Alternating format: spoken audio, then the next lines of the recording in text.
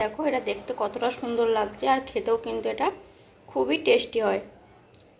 Hello বন্ধুরা, তোমরা সবাই কেমন আছো? আশা করি ভালো আছো। আজকে চলে এসেছি আবার একটি রেসিপি নিয়ে, রুই মাছের মশলা কারি। তো রেসিপিটি দেখতে থাকো স্কিপ না করে। এখানে আমি মাছটা ম্যারিনেট করে নেব। তার জন্য এখানে দিয়ে দিয়েছি অল্প পরিমাণে নুন, এখানে দিয়ে দিয়েছি হলুদ, আর দিয়ে দিচ্ছি কাশ্মীরি লঙ্কার গুঁড়ো, সাদা তেল দিয়ে দিয়েছি এখানে 1 চামচ। এবার এটাকে ভালোভাবে আমি মাখিয়ে নেব। দেখো মাছগুলো কিন্তু এখানে আমার ভালোভাবে মাখিয়ে নেওয়া হয়ে গেছে। এবার আমি ভেজে নেব মাছগুলোকে। এখন মাছগুলোকে ভাজার জন্য আমি নিয়ে নিয়েছি এখানে পরিমাণ মতো তেল। তেলটা একটু গরম হতে দেব, খুব বেশি না, অল্প। যতক্ষণ এখানে তেলটা গরম হচ্ছে ততক্ষণ আমি এখানে মশলার জন্য নিয়ে নিয়েছি 1 টুকরো আদা, কয়েকটা রসুন, 1 চামচ জিরে গুঁড়ো, 1 চামচ গোটা জিরে, আর নিয়ে নিয়েছি কয়েকটা গোলমরিচ, আর নিয়ে নিয়েছি কিছুটা পরিমাণ ধনেপাতা। এখন কিন্তু তেলটা আমার এখানে গরম হয়ে গেছে। এবার এর মধ্যে আমি দিয়ে দেবো মাছগুলো। এখন এর মধ্যে দিয়ে দিচ্ছি মাছগুলো।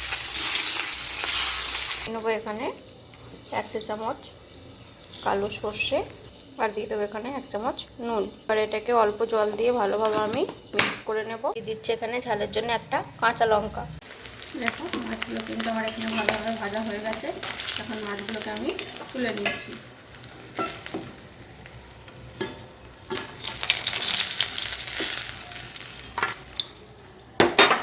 আর এই তেলের মধ্যেই আমি দিয়ে দিচ্ছি কালো জিরে,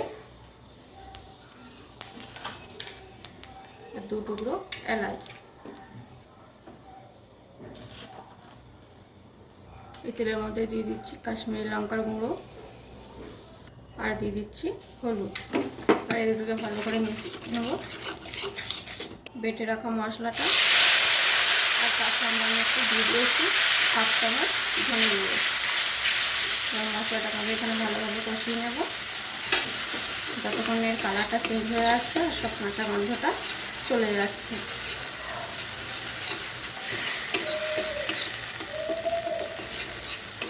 মশলাটা কিন্তু কষানো হয়ে গেছে, এখানে কিন্তু তেলটাও ছেড়ে দিয়েছে। এবার এখানে আমি দিয়ে দিচ্ছি বেটে রাখা টমেটো। এটাকেও ভালোভাবে কষিয়ে নেবো যতক্ষণ এর কালারটা না চেঞ্জ হয়ে আসছে আর এর কাঁচা গন্ধটা চলে যাচ্ছে। এটাও কিন্তু কষানো হয়ে গেছে, তেলটাও কিন্তু এখানে ছেড়ে দিয়েছে। এবার আমি এখানে দিয়ে দিচ্ছি পরিমাণ মতো জল। এবার এটাকে আমি ভালোভাবে ফুটিয়ে নেব। এখানে কিন্তু দেখো ঝোলটা ভালোভাবে ফুটে গেছে। আর এখানে আমি অ্যাড করে দিচ্ছি মাছগুলো। এটাকেও একবার ভালোভাবে ফুটিয়ে নেব।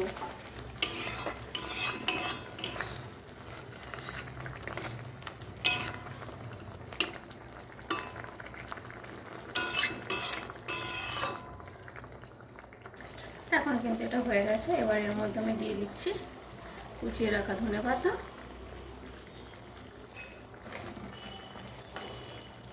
সামান্য গরম মশলার গুঁড়ো, সামান্য গরম মশলা।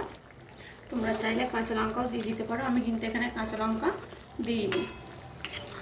আর এটাকে এবার ভালোভাবে মিশিয়ে নিয়ে তুলে নেবো। এখানে কিন্তু আমার রেডি হয়ে গেছে রুই মাছের মশলা কারি। ভিডিওটি ভালো লাগলে লাইক। দেখো এটা দেখতে কতটা সুন্দর লাগছে আর খেতেও কিন্তু এটা খুবই টেস্টি হয়।